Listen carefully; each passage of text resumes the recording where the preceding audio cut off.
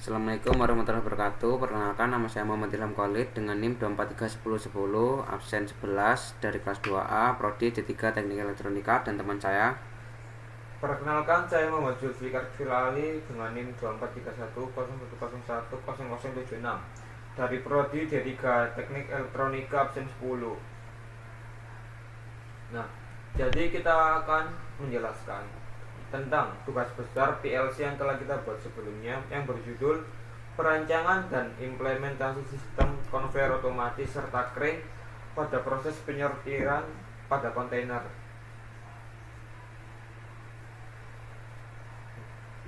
Jadi singkatnya sendiri ialah crane and conveyor container ini gampangnya crane dan conveyor pemindah kontainer berdasarkan batch atau jumlah.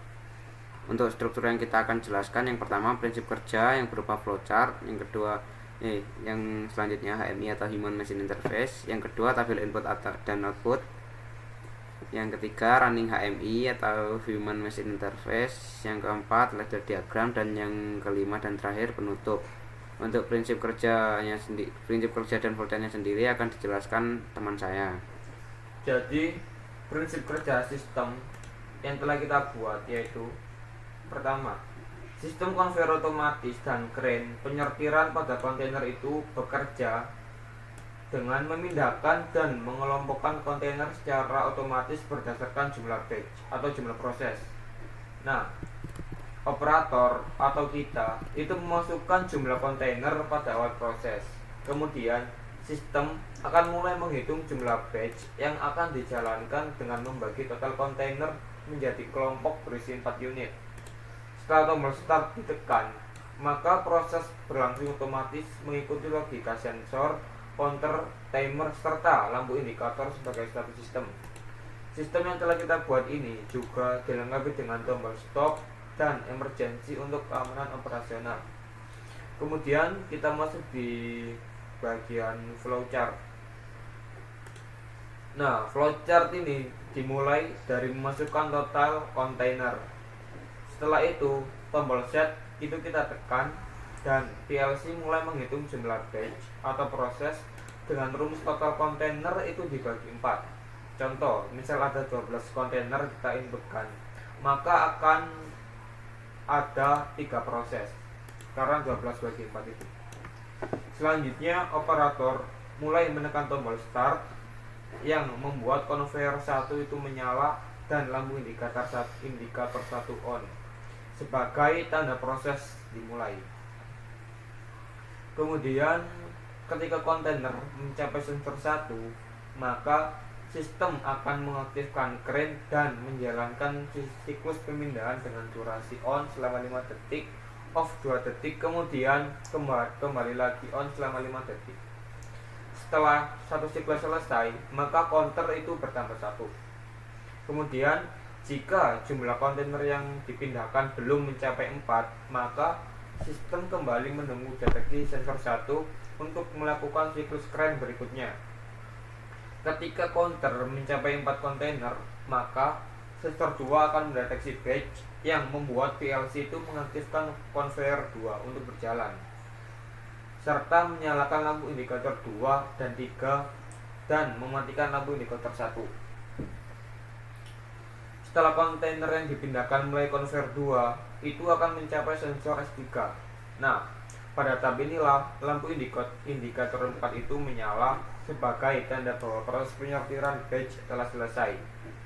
Setelah proses ini selesai, maka operator itu bisa menekan tombol stop yang membuat seluruh proses berhenti secara normal. Namun apabila si operator ini menekan tombol emergency, maka akan membuat sistem itu langsung berhenti, yang membuat seluruh proses itu di reset dan lampu indikator 3 akan menyala sebagai indikator visual tentang adanya keadaan darurat. Nah, proses berakhir setelah kontainer selesai dipindahkan dan sistem itu dimatikan. Setelah penjelasan flowchart serta prinsip kerjanya, saya akan menjelaskan sedikit tentang Human Machine Interface atau HMI-nya. Baik, di sini saya akan menjelaskan langkah kerja atau cara kerja dari HMI atau Human Machine Interface-nya ya. Ini adalah tampilan awal HMI-nya. Dan di sini ada beberapa tombol. Di sebelah kanan ada tombol push button start, stop, emergency, set. Dan juga di sebelah kanannya ada display kontainer 1, jumlah proses dan total kontainer.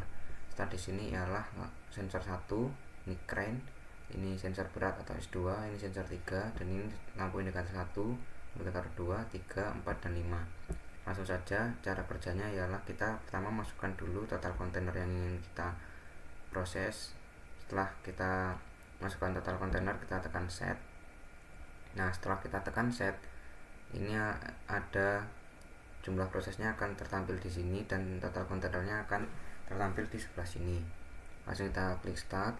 Lalu conveyor 1 aktif membawa kontainer dan lampu indikator 1 juga aktif. Setelah kontainer terdeteksi oleh sensor 1, maka crane akan memindahkan kontainer tersebut selama durasi 5 detik on, 2 detik off, dan 5 detik on lagi.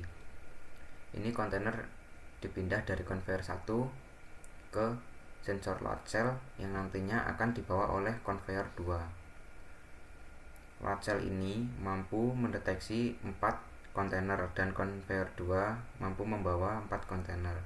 Jadi kerennya memindahkan kontainer dari conveyor 1 satu persatu ke load cell-nya. Kita tunggu sebentar. Di sini akan berjalan proses pemindahannya.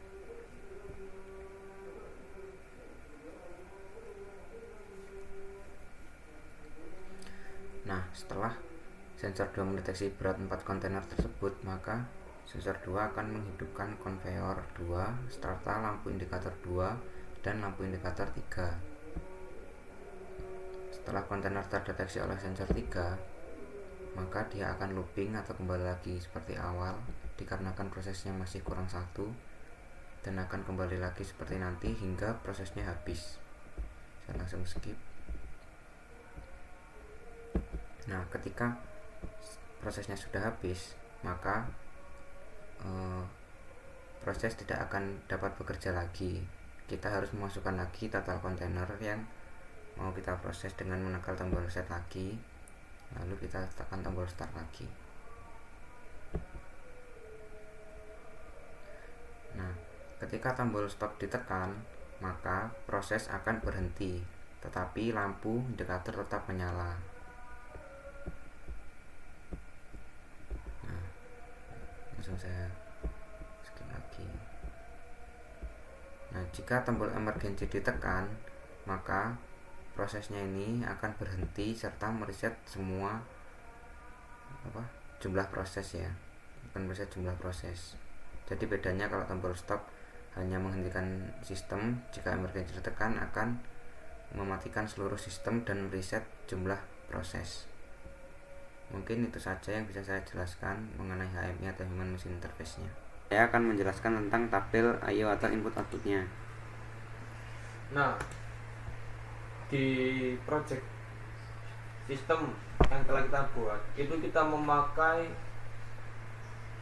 7 inputan, yaitu ada tombol start, sensor 1, sensor load cell, sensor 3, tombol stop, emergency, kemudian ada tombol set.